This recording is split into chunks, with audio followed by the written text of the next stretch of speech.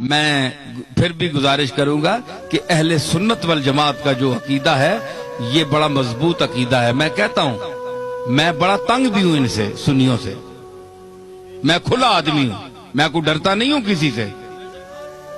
زندگی موت اللہ کے ہاتھ ہے، اللہ کے ہاتھ ہے، کوئی نہیں مار سکتا. جب اس کا حکم ہوگا تو مریں گے ہیں جی. تو اس لیے ڈر کوئی نہیں ہے، صرف یہ ہے کہ مجھے ان سے گلہ بھی بڑا ہے کہ یہ سمجھتے ہیں کہ ہمارے مسلک کی ترجمانی کی جائے تو ہماری ساری ان باتوں کو مان لیا جائے جن کا ہمارے پاس ثبوت نہیں ہے اور ہم نے اپنی طرف سے گھڑ کر اس کو دین میں شامل کر لیا ہے. ان کو بھی مانو تب سنی ہو، یہ میں نہیں مانتا. ٹھیک ہے، چاہے بریلوی حضرات تنگ ہوں، چاہے کوئی بھی تنگ ہو. کئی لوگ کہتے ہیں جناب تم اپنا مذہب بتاؤ کہ تم بریلوی ہو، دیوبندی ہو، شیعہ ہو، اہل قرآن ہو، تبلیغی ہو، کیا بلا ہو. بھائی کبھی بریلویوں کی تعریف کرتے ہو، کبھی ان کو دھر لیتے ہو. کبھی دیوبندیوں کی تعریف کرتے ہو، کبھی ان کو دھر لیتے ہو. کبھی شیعہ کی تعریف کرتے ہو، کبھی ان کو دھر لیتے ہو. تم یہ چکر کیا ہے؟ تم ہو کیا؟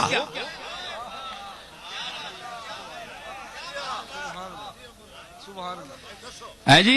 آج میں آپ کو بتاتا ہوں میں کیا ہوں.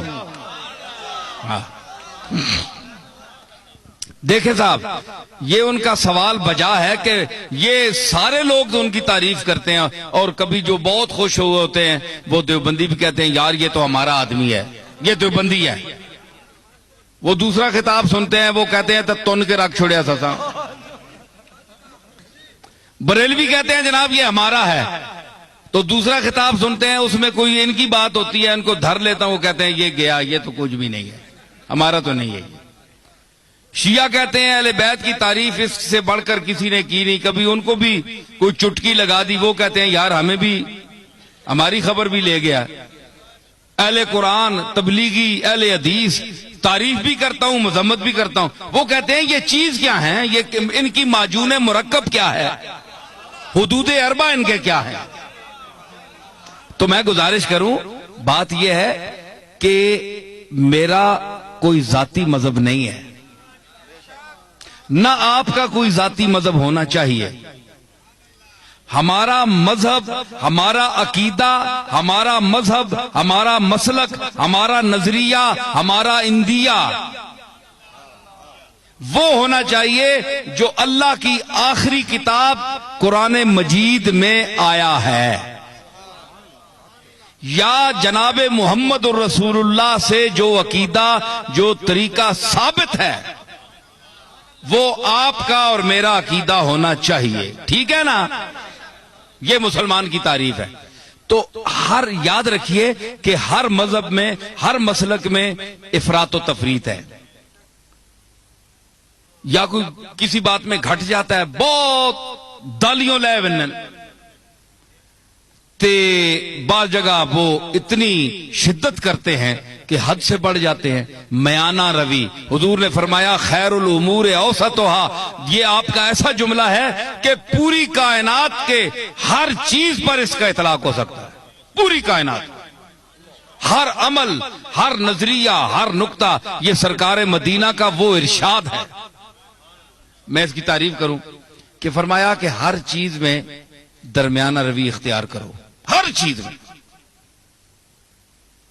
آپ اس کو گھر جائیں، اپنے بال بچوں کے ساتھ، بیوی کے ساتھ، والدین کے ساتھ، محلے والوں کے ساتھ برتیں اور حضور کے اس ارشاد مقدس کو آپ ذہن میں رکھیں کہ ہر چیز میں میانہ روی، نہ حد سے بڑھو نہ حد سے نیچے ہو، درمیان میں چلو.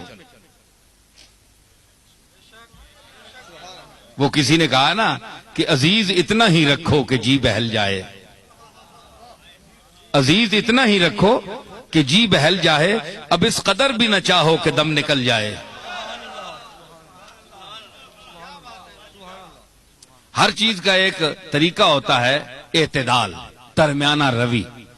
تو حضرت پیر میر علی شاہ صاحب کا کو اللہ نے علماء عصر میں امتیاز کیوں عطا فرمایا، دیوبندیوں نے کیوں ان کو مانا، شیعہ نے کیوں مانا، رد مرزائیت میں جب میرے دادا وہاں تشریف لے گئے تو سب نے مسلمہ طور پر آپ کو مقتدا اپنا کیوں مانا۔